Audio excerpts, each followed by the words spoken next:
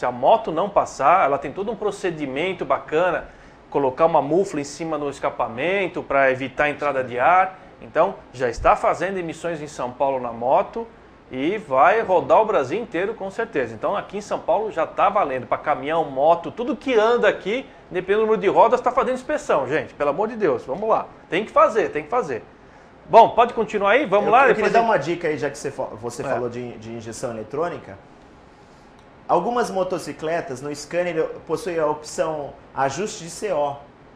Então a pessoa entra no menu ou no painel da motocicleta ou através do scanner e mexe no CO, altera para mais ou para menos.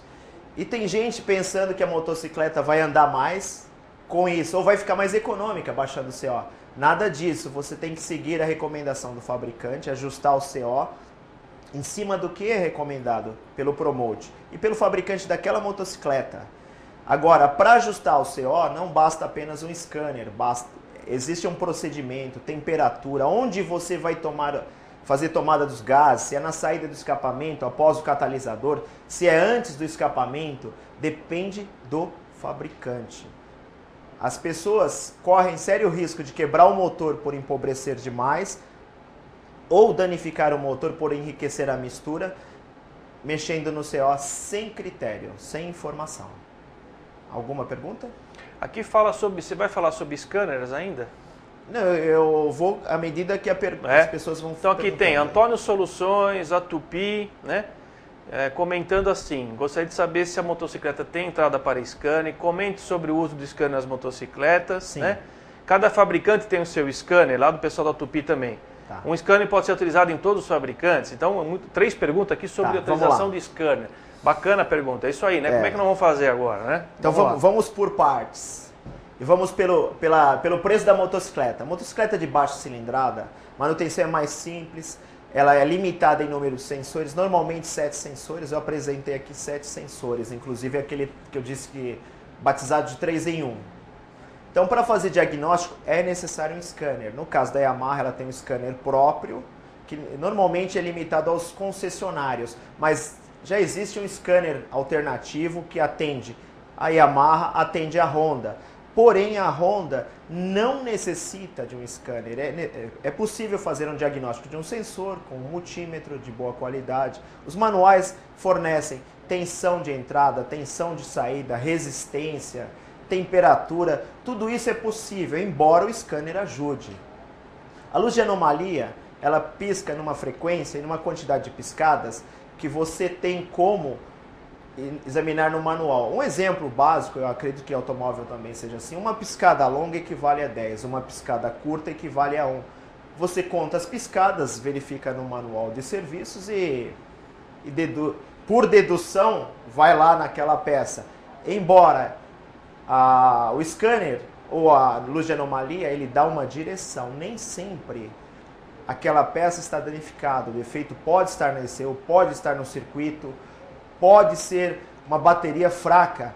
Por exemplo, quando a tensão da bateria está muito fraca, a motocicleta congela as informações na ECU, como eu já havia dito. E qual era a outra pergunta do scanner? Basicamente o scanner. Essa visão geral do scanner. Aqui tem a outra da Afra. Os scanners para motos têm a opção de leituras ou somente código de falhas. Basicamente, eu acho que isso é legal, né? O código de piscada, gente. Quem pode me dizer aí quem foi o primeiro carro com código de piscada? Quem lembra desse carro, né? Me diz aí ou por telefone ou por aqui pela pergunta, qual foi o primeiro carro? E aí, a moto também está com código de piscada, né? No caso da Honda. Então, se ele faz só código de piscada ou ele pode ter outras leituras do funcionamento do carro, como é no carro, né? Tá? Sim. Todas elas têm código de piscada, todas.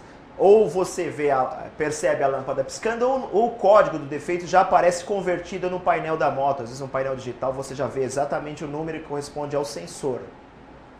Já existe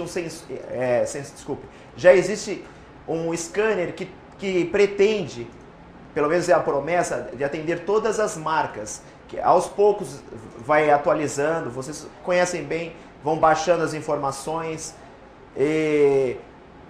Mais uma vez eu repito, o scanner é uma ferramenta auxiliar. O diagnóstico mesmo da peça, você tem que remover a peça e medir tensão, medir resistência, para que não se engane, não substitua a peça só porque o scanner disse isso. Ok? Ok. Uma pergunta interessante aqui do pessoal da Afra. Em caso de perda de sinal de um dos sensores, existe estratégia de emergência para o sensor? Existe. Deveria ser mais objetivo. Eu não sei qual sensor ele está falando. Em geral. Bom, vou falar qual não tem estratégia. Mais fácil, então. Sensor de ângulo de inclinação do chassi, eu já havia comentado. A motocicleta desliga e não tem outro caminho. Tem que fazer o reparo. Sensor de posição do virabrequim. A motocicleta não funciona também. Até porque com a informação de rotação, a ECU forma a estratégia combinando os sinais. Para os demais sensores, individualmente, a motocicleta vai funcionar, a luz de anomalia vai piscar, a motocicleta entra no... Normalmente enriquece a mistura, até porque com o objetivo de proteger o motor, ok? Mais alguma pergunta? Tem sim. O pessoal que respondeu, que é o Monza, né? O Monza Multec 700 EFI foram os primeiros com código de piscada, né? Bom, outra pergunta aqui, lá da Altese do Rio, código 19, interruptor do descanso lateral da XT660. Certo. Também não apaga e o fabricante recomenda trocar a central. Essa é bucha, hein, Paulo? Pode ser. É possível. Eu acredito até que o passo a passo do manual, ele recomende isso, mas muitas vezes dá para fazer um reparo. Se há um problema no interruptor, até porque ele está exposto à sujeira, à lama, à areia, à temperatura e graxa que entra nele, dá para limpar com WD. Alguns casos, não posso falar que todos os casos. No caso dessa motocicleta, no painel dela, o diagnóstico é ligado e desligado. Eu não me lembro se aparece existe 19, é isso? Código 19, isso. É estranho, para Então, mim interruptor do descanso lateral. Bom, pode ser. Mas ele também aparece como ligado e desligado. E você pode testar com o multímetro. Desliga, desconecta ele, entra na escala de resistência e vê o que? Continuidade. Ligado, desligado. E aí diz que não apaga e tem que trocar a central, né? Se tiver um defeito gravado, isso é muito difícil, mas é possível. Tá. Outra aqui do pessoal da Tupi Autopeças perguntando: por que fazer quando liga o alarme, ele acende a luz da anomalia? Pode ser instalado um alarme na phaser? Pode danificar a ECU? Bom, o fabricante, ele diz o seguinte: todo componente que produz interferência de radiofrequência pode danificar a ECU ou simplesmente provocar uma interferência e gerar uma anomalia através da lâmpada. Seria interessante posicionar a antena desse alarme, se é que ele tem antena, mais distante possível da ECU, para ver se desaparece essa anomalia que vem se repetindo aí, pelo que eu entendi. Tá. O Altese, falando do código 19, o código do painel é 20. É 20. 20, tá? Aqui, gostaria de saber como a Moto Flex faz o reconhecimento do combustível utilizado. Ah, bacana. Essa é boa. Inclusive a MTE já está produzindo sensor de oxigênio, que é a peça principal aí na identificação do teor da mistura, como eu havia dito ali. É o mesmo caso do automóvel, né? Exatamente. Paulo?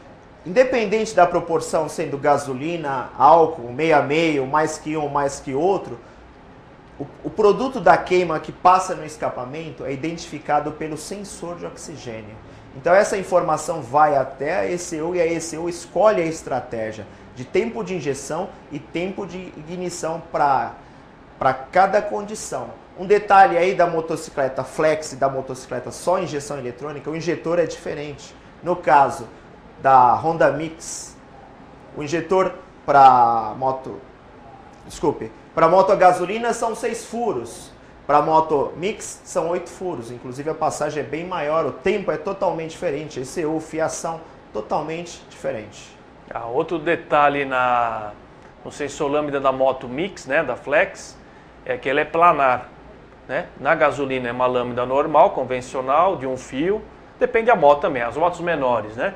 Mas na lambda, na Mix, é planar e pequenininha, ela é praticamente metade do tamanho do automóvel, isso nas motos menores, tá bom? Bom, Quando ocorre lá o pessoal da Tupi, essa pergunta foi lá da Mecânica Faedo, tá? Sobre o Flex. Esqueci de dizer que foi lá da Mecânica Faedo. Mandar um troféu ao pessoal lá da Tupi. Lá da Bahia, tá? Dando bastante pergunta. Quando ocorre um problema na bomba de combustível da moto, acende a luz de anomalia? É uma pergunta. E quais os sintomas para saber quando a bomba está com problema?